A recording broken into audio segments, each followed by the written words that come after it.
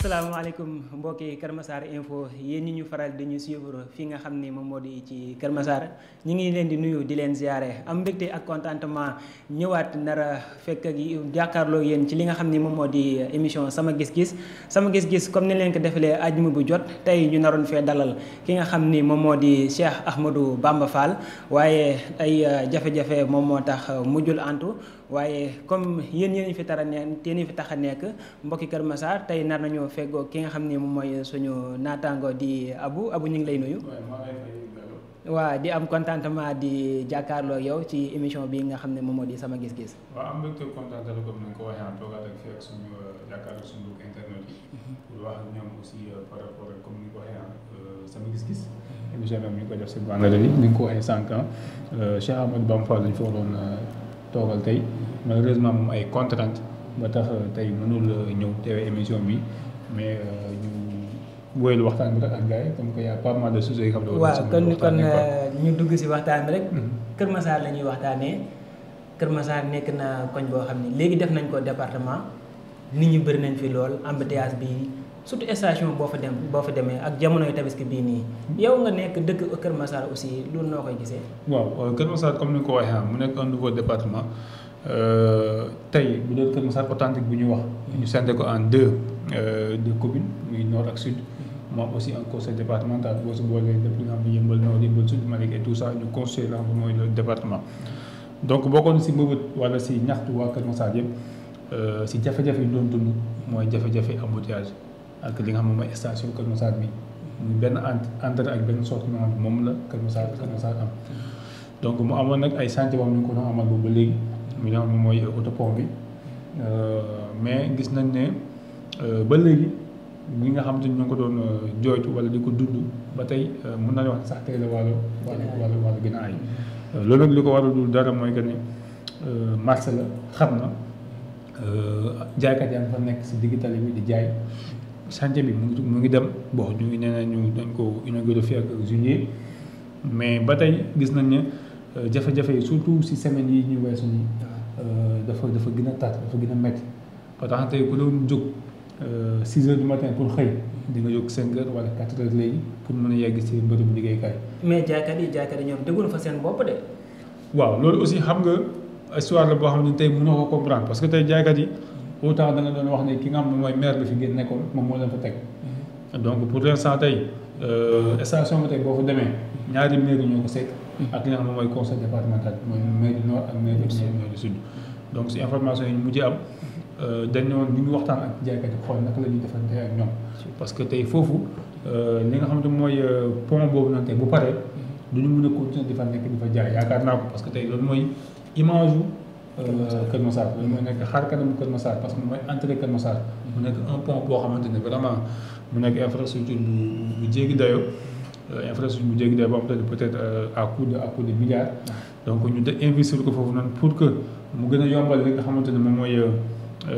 circulation bi dem ak digg bi mais aussi mu nekk loo xam ne aussi dafa war a nekk benn xar kanam comme ni nga ko waxee sànq pour image encore Kër Massar donc sûrement et certainement que ne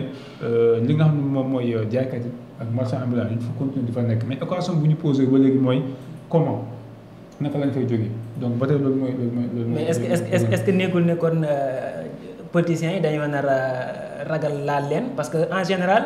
loolu la ñuy faral di gis fii ci réew mi dañuy boo yëkkatee ay jaaykat rek dañoo nar a nekk contre yow est-ce que nga yaakaar ne kon ñun duñ fa continuer. waaw parce que aussi boo xoolee Kër Massar am na si histoire parce que su ma juumul ñaari at si ginnaaw. bu ñu dëgmale li nga xam ne mooy benn fête bu fàkkee gën fenn Korité la wala Tabaski maire bi fi nekkoon jëm na leen fa woon jëlee. mais fu ñu mujjee mooy révolté wu ba taal sax li nga xam ne moom mooy mairie bi ñoo fa lépp li nga xam ne mooy papier tout ça ba tey boo xoolee mairie boo fa jaaree di nga gis ne am na lakk-lakk yi ba léegi maanaam defaraat bi des na donc loolu loo xamante ne ñun dund nañ ko fii au niveau de Kër Massar donc mairie bi jéemoon nañu fa jëlee si li nga xam ne mooy benn période de fête mais aussi gis nañ li fa xew donc bii mën nañu wax ne doon benn parce que déjà du benn mairie benn Kër Massar nekk toute commune comme Kër Massar léegi département la donc bu ñu nee département dañ naan préfet n'est-ce pas bu ñu nee département dañ naan sous-préfet donc yaakaar naa ne dispositif administratif yi ak moyens administratifs yi tey yi nga xam ne Kër Massar am na ko bokkul ak li nga xam ne mu amoon il y a de cela 2 wala 3 ans parce que tey il y a de cela 2 wala 3 ans bu commune bi doon agir il fallait que mu dem ba si préfecture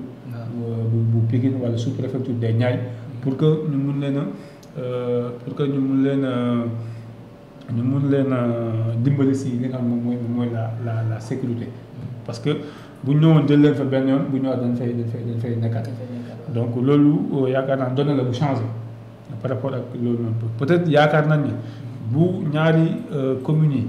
waxtaanee ak le conseil départemental ñu si dugalee li nga xam ne mooy les sous-préfets ak les préfets yaakaar naa ne war nañ mën a am solution pour que ñu jëlee fa ñi nga xam te ñoom ñooy jaaykat yooyu noonu pour que mais ñii pour ñu jëlee leen fa aussi foog ñu wutal leen fuñ mën a nekk te Kër Massar instant bi xat na trop. waaw loolu mooy équation bi en fait fan la leen def parce que aussi ñu bëri ñu ngi naan ñu fay jaay ñu si bëri dëkkuñu Kër Massar mais autorité yi bëgguñ dégg loolu ñoom dañ ne buñ nekk fa nekk fi leen dëkk dëkkuñ fi ay doomu Kër Massar la leen jàppee donc ñoom ils vont tout faire du moins pour utal leen li nga xam ne moom mooy fu leen recaser pour que ñu mën a continuer di fa jaay seen tool donc nag ñu xaar di si kanam réew yu bët donc ñu wax ne si juillet bi lañ ko inauguré donc tabaski bi le 10 juillet le 10 wala le 9 juillet donc buñ fa jógee xëy na après ñi nga xam ne ñooy les autorités yi fi nekk tey nañ jéem a xool nag la ñuy trouver une solution par rapport ak li nga xam ne moom mooy ce rond point là wala sortie ak àndali Kër Massar boobu noonu actuellement nii. d' accord dégg nga waar Abou kon ñu fàttali leen ne yéen ñuy suivre fi nga xam ni moom mooy sama gis-gis tey ñu ngi jàkkaarloo ki nga xam ni moom mooy suñu frère suñu grand di Abou. Abou yow doomu Kër Massar nga aussi. léegi Kër Massar léegi def nañ ko li nga xam ne moom moo di département. yéen en tant que jeunes yi fii faral nekk est ce que loolu yéen a ngi gis njëriñ li mi ngi commencé feeñ wala da nga jàpp ne politiciens yi dañ ko waxee noonu rek léegi. waaw moom njëriñ bi dina feeñ waxuma dina commencé mais dina feeñ quand même parce que tey ki nga xamante ne par exemple moo dëkkoon Alaaji Paate mu doon dépendre si mairie commune Kër Massar ki nga xam ne moo dëkkoon zone de recasement mu doon dépendre si mairie commune Kër Massar tey ku dëkk Alaaji Paate wala nga dëkk Arafat wala nga dëkk Cité Aïna Madi da nga dépendre si Kër Massar Sud. nga xam ne moo dëkk si côté bi di nga dépassé maanaam dañoo xaaj li nga xam ne moom mooy Kër Massar donc par force à la bout comme ni koy waxee di nga gis dina am njeexital bi mooy tey mairie bi fi nekk tey Kër Massar Nord dina peut-être moom am na benn dina compétence am zone d'action dina réduire dina wàññeeku donc il aura mairie bi dina am beaucoup plus de moyens pour que mun a satisfaire li nga xam ne mooy doléance wala ñi nga xam ne ñooy kii par rapport ak ba mu nekkee benn commune. dafa gën a yaatu dans 150 wala 140 nangam quartier donc population boobu yëpp tey pour nga mun leen a assister wala nga taxaw leen da doon nekk loo xam ne jafe la. donc tey bu ñu nee Kër Massar def nañ ko département ñu jël Kër Massar comme ni nga ko waxee Kër Massar bu njëkk def ko ñaari commune donc forcément dina nekk loo xamante ne dina nekk benn charge bu wàññeeku par rapport ak chaque maire. en plus. conseil départemental mu ngi fi donc conseil départemental aussi moom dañu ñëw en appoint par rapport ak li nga xam ne mooy la politique des communes de Kër Massar et puis aussi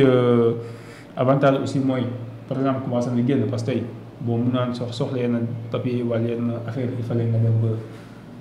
Pikine par exemple léegi préfecture mu ngi fii à côté donc da ngay dox dem li ngir yéen ñoo toogal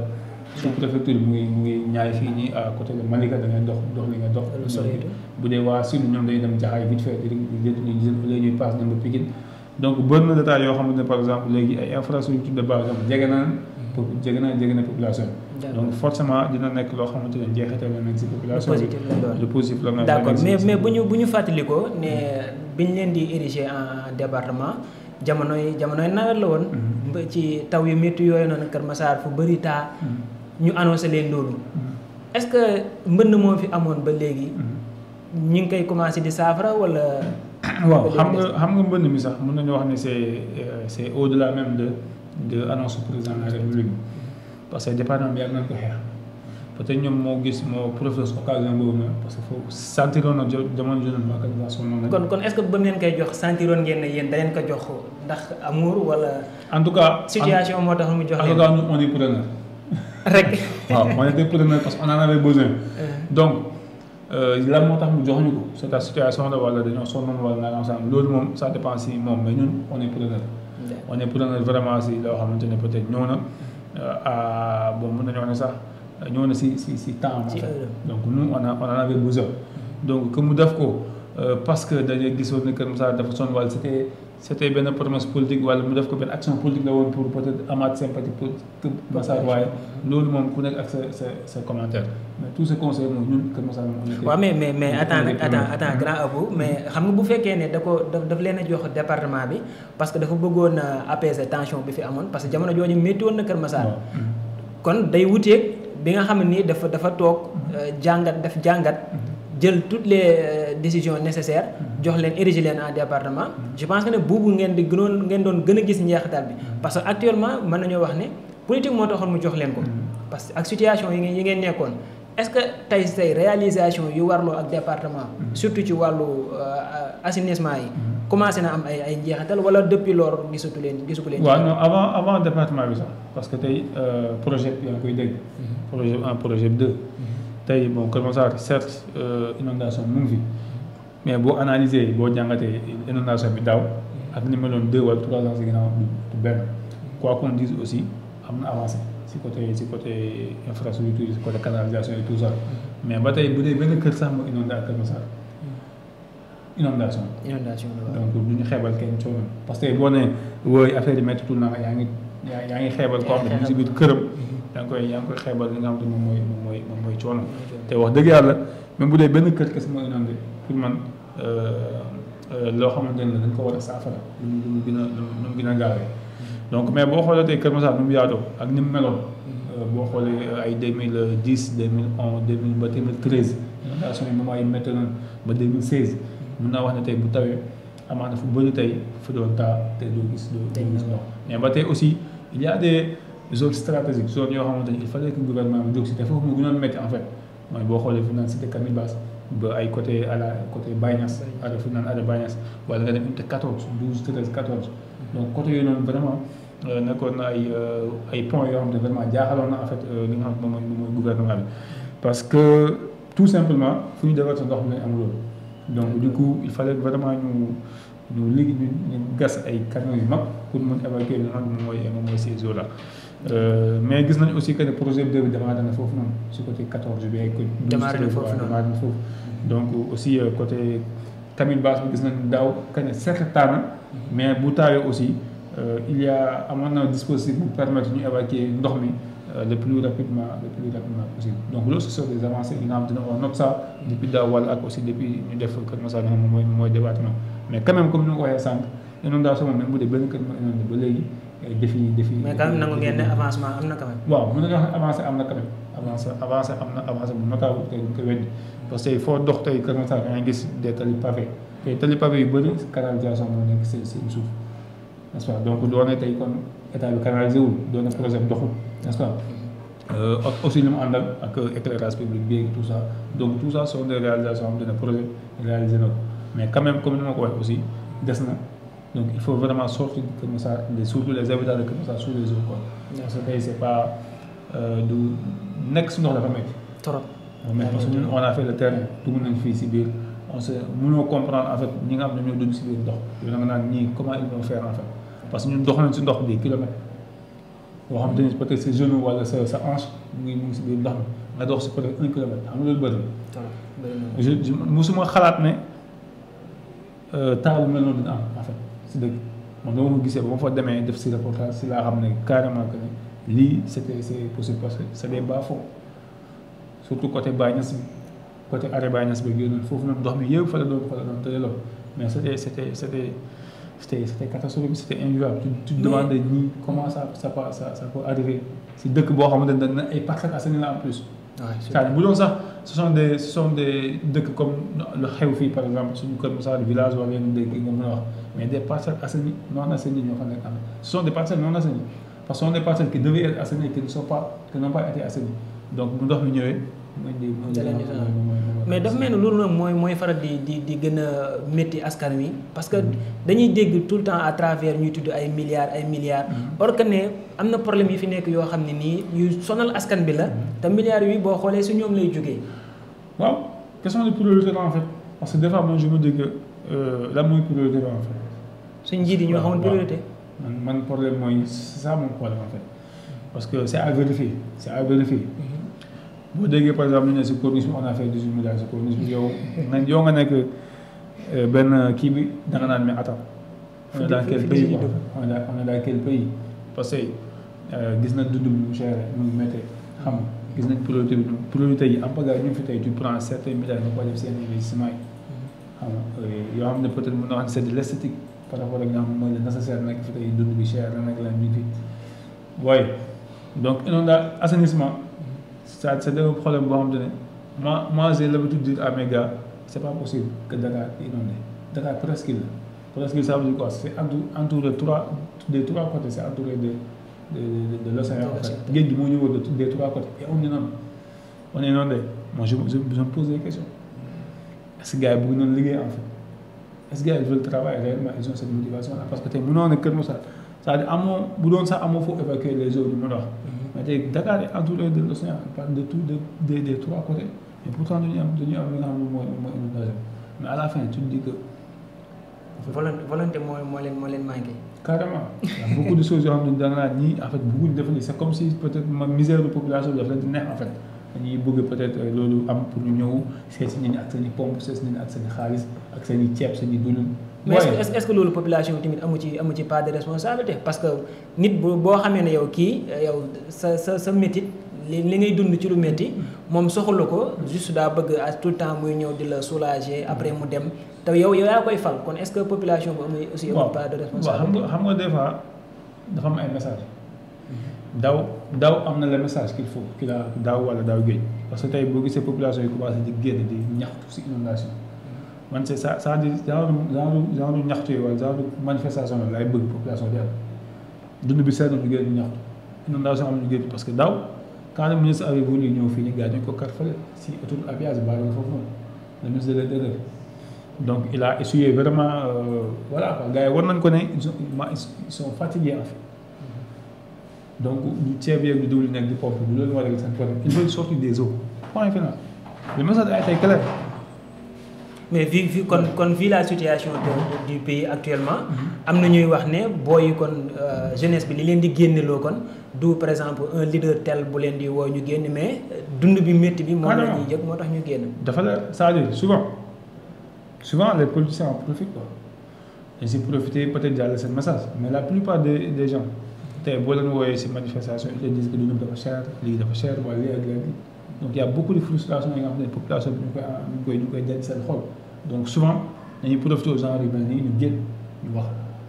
mais man lu ma jaaxal mooy Sénégal yi bon en tant que jeune yow da ngay gis ne leader politique bii di def discours bi nga wax sànq ne day profité ci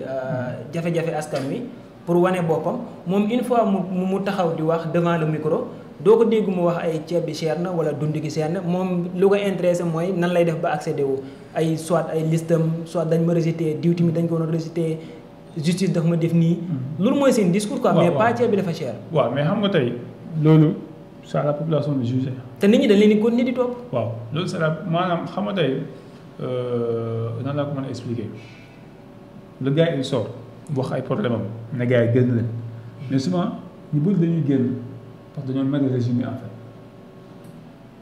c'est pas si vous me comprenez. d'accord certes waa ji moo war parce que xam nga tey population xam nga tey manifestation spontanée mënul am. il faut que mu am benn sujet déclencheur en fait il faut am kenn ku ko déclencher wala benn événement bu déclencher manifestation bu xoolee loolu moo amoon mois de mars bu may xewoon 23 juin 2011 c'est des choses yoo xamante maanaam les gens ils avaient enfoui seen biir xol yenn frustration yi occasion génn ñu génn occasion am ñu génn manifester wane ko mais tey la plupart des jëlal defal li ma la wax defal expérience bi boo dematee manifestation jëlal sa micro nga taal ko gars yi mais ils vont te dire que grand man lii ak lii lay xeex sama yoon nekkul si li si bu jàll wala nangam man lii moom métti si dëkk wala diw régime bi lii ak lii très souvent en tout cas man j'ai fait l'expérience très souvent ce sont ces messages là que tu entends si li nga xam ne mooy manifestation yi mais nag après ki nga xam ne moom moo woon dafay capitaliser bokk si capital si kii donc est-ce que yow fi mu toll nii kon yaakaar nga ne kon bi élection bu amaatee jeunesse bi dinañ mën a faire le bon choix te bañ a topp politique. waaw loolu c'est à voir loolu c'est à revoir parce que tey élection locale yi jàll c'est boo ko gisee damay xaw a pessimiste quoi. damay xaw a pessimiste parce que dans pas mal de zones des gens ont été élus. Et les gens se posaient même des questions en fait kan mooy suñu maire quoi vous voyez. Parce qu'ils ont été bénéficiaires sur des bannières parce que c'est des grandes coalitions wala nangam sangam wala c'est temps tel moo ko accompagner si campagne et tout ça donc ba tey pour man. ba tey Sénégal mënagul choisir en fait mun na foole nag mënagul fal. waaw ba tey moom sincèrement je me dis que ba tey Sénégal mënagul fal. day foole rek. da koy métti génn métti wu la parce que moo loolu mais ba tey fal moom ba tey sénégalais mënaguñ ko. d'accord sénégalais yi mënaguñ fal ba léegi. ñu leen di fàttali ne yéen a ngi seen émission sama gis-gis comme ni leen koy defalee àjjuma bu jot mais ñu dellusiwaat fii nii ci Kër Massar. dañuy dellusiwaat ci station bi. xat na trop. est-ce que tey si tey yéen en tant que jeune Kër Massar am na ñoo xam ni jug nañ pour wax si laata autorité di intervenir wala ñoom dañuy toog bàyyi. waaw xam nga loolu moom peut-être boo fi ñëwoon 2 ans wala 1 an si ginnaaw koor bi passé rek laa wax. il y a eu de grandes manifestations ici ak jeunes yi di si wax bon ànd sàmm suñu dëkk suñu dem kii bi tudd on a eu à faire gars ils ont eu à faire des manifestations fii pour que ñu jëlee fii li nga xam ne mooy marchand yi fii nii bon boo xoolee ren li daan amul li daan am mooy dana am ay genre comment nan laa ko mën a tuddee ay marché yoo xam ne dañuy def ay tentes. ok comme utiliser ay tentes gars yi def ko fi xam nga. def ko benn genre je sais pas moi damay fàtte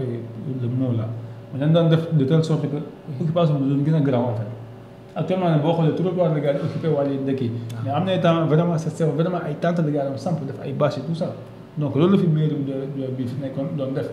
donc loolu moo taxoon tey ñi nga xam ne mooy ces jeunes li ma wax noonu jeunes de Sida Aïda Madi tout ça maa leen nuyu au passage des gens comme les Victor et tout ça donc créé woon benn collectif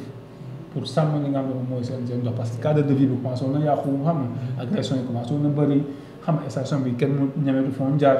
da ngay wàcc forêt bi si forêt classée bi ngay wàcc dox bu presque génn tellement l'embouteillage te amul nan lu ko def lu dul ce marché là wala c'est foire voilà c'est moom ce sont des foires yu ñu doon teg foofu noonu chaque fête donc boo xoolee ren en tout cas man gisuma ko ay foire malgré que ba tey aussi occupation classique bi foofu xat na de mais tamit quand même waaye gisuma ko foire quoi donc les jeunes ils sont sortis vraiment kii nañ si kii boobu même quoi comment dire ils ont combattu quand même sans attendre lu mooy les autorités quoi. mais dafa mel ni amul mucc de parce que foofu moom ba léegi. waaw ba tey pour nga jaar fu moom jafe na ba tey mais boo xoolee lu ko gën a accentué actuellement mooy le pont en fait. waaw fabrique mooy construction pont bi quoi. parce que ba tey actuellement nii on est en train de finaliser en fait. ñu ngi si finition et tout ça. donc ba tey bu gars yi état benn voie moo fa nekk. yenn oto yi da leen di bàyyi ñu circuler benn moment après ñu arrêté leen beneen sens bi ñëw donc loolu moo tax affaire en fait gën a grave quoi. mais vraiment les foires gi ñu doon def ren moom gisuñu ces foires là quoi donc ñu si en fait ñu si sant yàlla bon yaakaar na aussi bu pont bi jeexee wax dëgg yàlla gars yi nañu bàyyi ak suñu station quoi. bàyyi seen station ngeen noyyiwaat tuuti. ñu si profité di nuyu suñu mbokk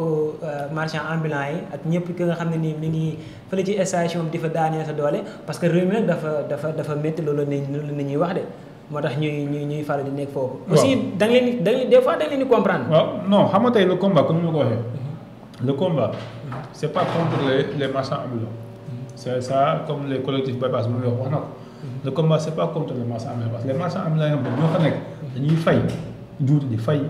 ay patente di fay n'importe quoi donc ñoom de dañu war a exiger des conditions de travail décentes parce que foofu ñu fay liggéey koy en fait il faut travailler ñu ngi fay gars yi teg leen parce que foofu. en fait entre la benn carrefour la boo xam ne ñoom peut-être jàpp na ni bu ñu fa toogee foofu la seen marchandise di gën a gaaw a jaree donc moo tax ñun en fait le combat n'est pas contre les marchands ambulants mais tey il faut une organisation vraiment boo xam ne day permettre tey ces marchands ambulants là ñu mën a liggéey ñu mën a def seen liggéey convenablement sans pour autant aussi ñu tere li nga xam ne mooy circulation bi donc tey on peut pas dire à ces jeunes là bu leen fa taxaw wala bu leen liggéey bu leen daan doole ci yoon donc tey képp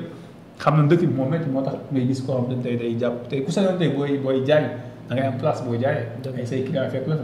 mais tey doo nekk sa naaj bi si poussière bi gis foofu nu mel.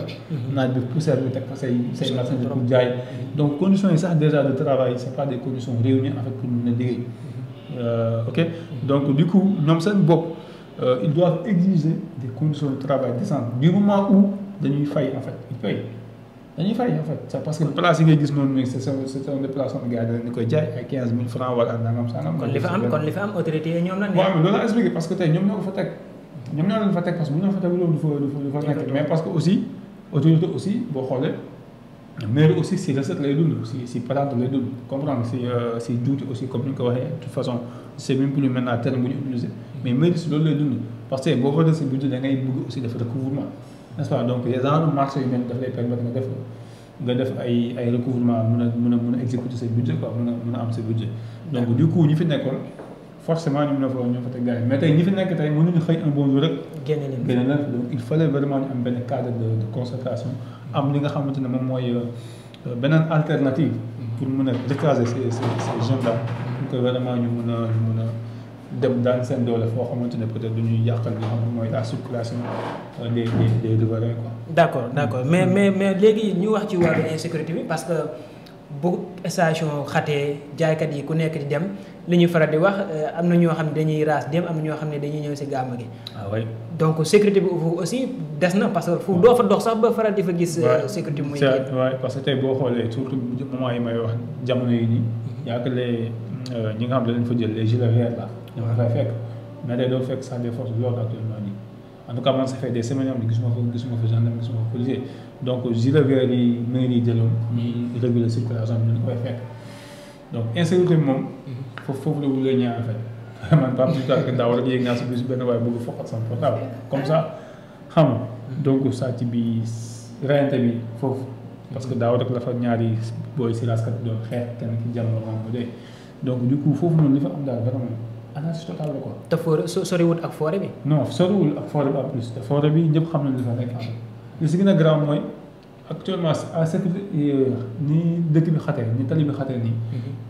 da ngay gis ñoo xam ne dañuy wàcc guddi parce que man par exemple arrivé que ma wàcc yenn heure guddi. mais da ngay doxee foo xamante ne. tey lépp na la fekk en fait parce que da ngay doxee si forêt bi comprendre di traverser pour ñëw fii pour ñëw au niveau de la station. mais diggante boobu noonu lépp na fa am. lépp xañ na fa donc te doo fa gis benn force de l'ordre boo xam ne taxaw na fa pour xam nga sécuriser li mooy la population la circulation des populations et des biens. mais quand même mu nekk loo xamante ne vraiment c'est une situation très très déplorable te vraiment bu gars yi mënoon teg fa ñoo xamante ñoom ñooy peut-être aussi manque de place et d'espace am na si parce que boo xoolee actuellement nu station configurée nii y a pas de place pour ñu mën a faa teg peut-être des dispositifs sécuritaires et tout ça mais pour man war nañ mën a aménager foofu de telle sorte que dina fa am vraiment les gendarmes am fa surtout actuellement gendarmerie moo fa nekk am fa des gendarmes pour sécuriser ñi nga xamante ne moom mooy ce croisement là vraiment insécurité bi moom noonu foofu moom vraiment c'est déplorable. Voilà, c'est déplorable. D'accord, espérons que ne autorités yi danañ ci jël ay matukaay parce que ñi ngi jëm tabaski te ku wax tabaski wax station bu xumurta dagan. waaw carrément surtout gars ñëpp fa lañu dem di jënd. waaw instant bi boo fa demee sax day fees dell macha allah ñëpp fa lañu dem di jënd yi xam nga donc jigéen ñi sama mbokku jigéen ñi suñu yaay yi suñu jabar yi foofu yëpp foofu lañu dem. ñi këf seen téléphone yi ñi di sàcc yi fii agression bi fii nii carrément ñuy tafu fii xam nga n'importe quoi moo fa am vraiment ñuy ñaan yàlla foofu noonu vraiment dëgg yàlla ñu mu nekk un mauvais souvenir quoi. parce que vraiment les populations en ont souffert réellement en ont vraiment souffert quoi. xam nga donc mu nekk loo xamante ne vraiment dëkk bi vraiment métti na leen di Kër Massar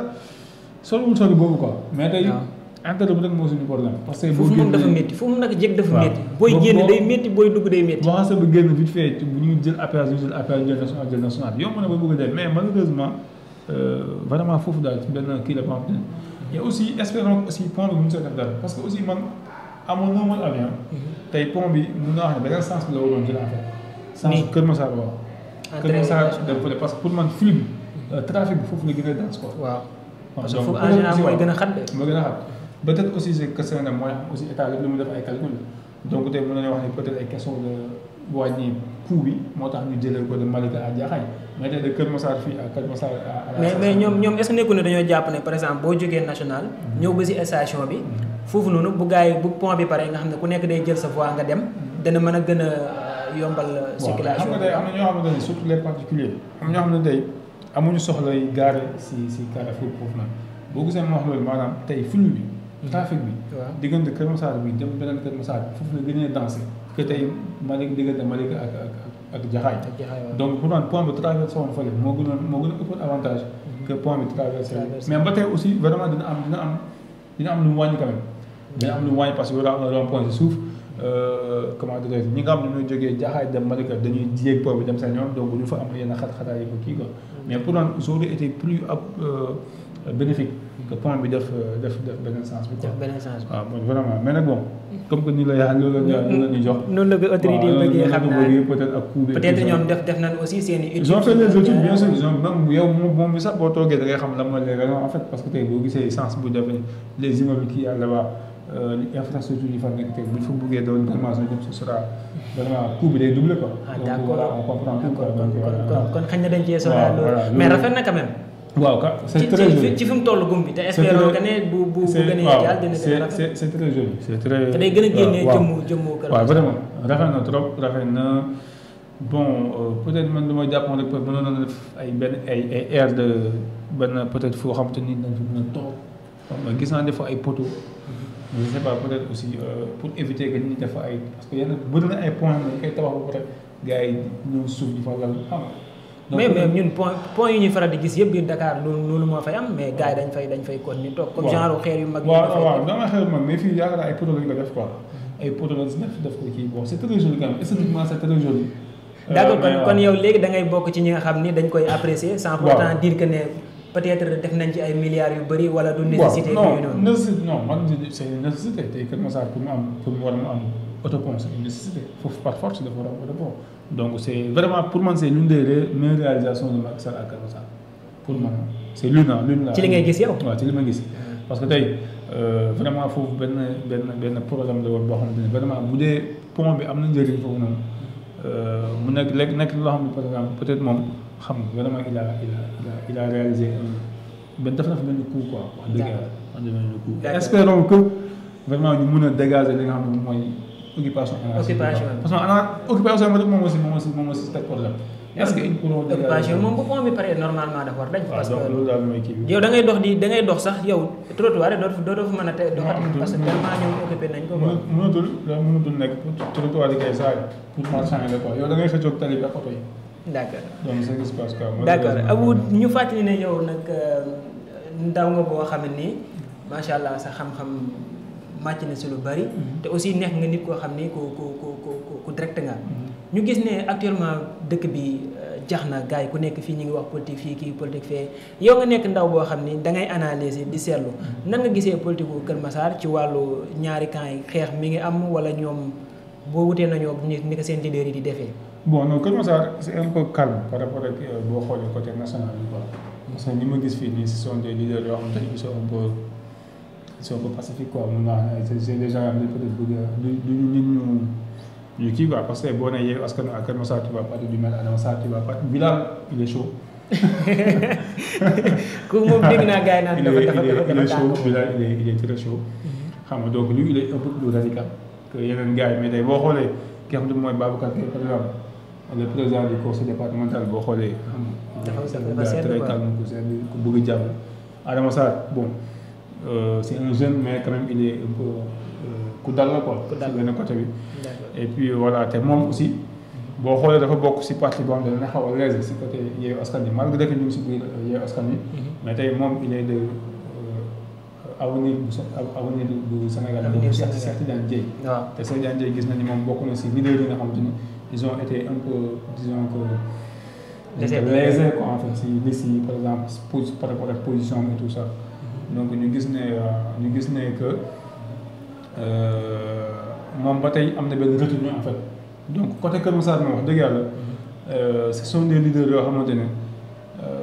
ay leaders yu bëgg jàmm lañ quoi. donc département Kër Massar en général si li ma leen xamaa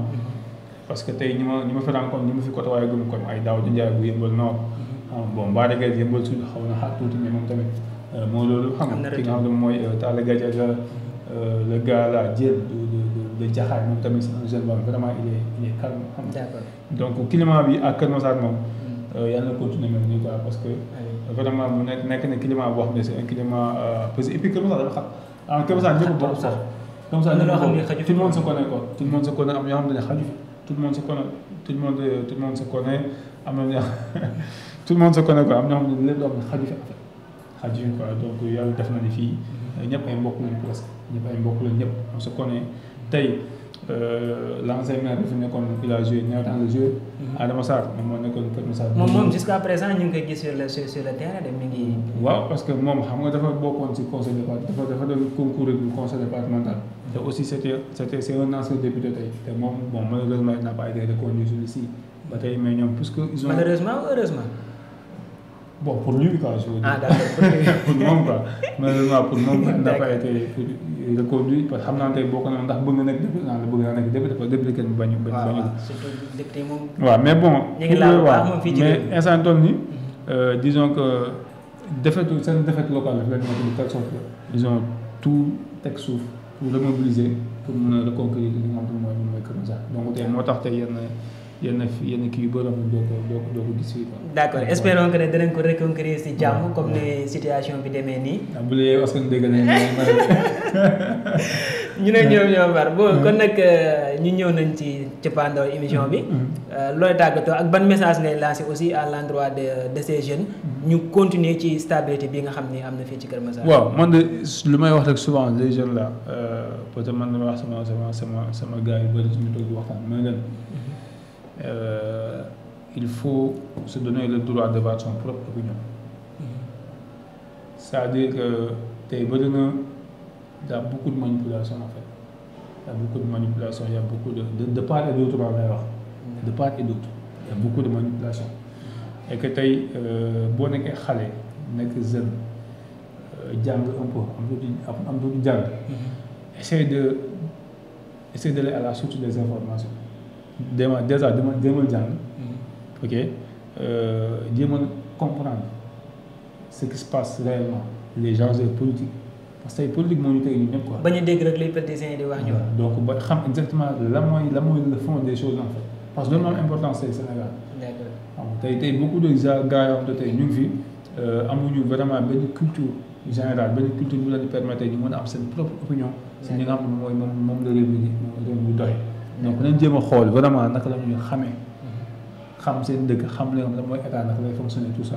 pour que ëllëg bu ñuy porter un combat ñu porter vraiment les combats qu'il faut. waaw ñu ngi sant di la gërëm. jërëjëf yéen téléspectateurs yi aussi ñu ngi leen sant di leen gërëm di leen jox dig daje beneen yoon ci émission bi nga xam ne moom moo di sama gis-gis ci Kër Massar Info jërë ngeen jëf. jaajëf.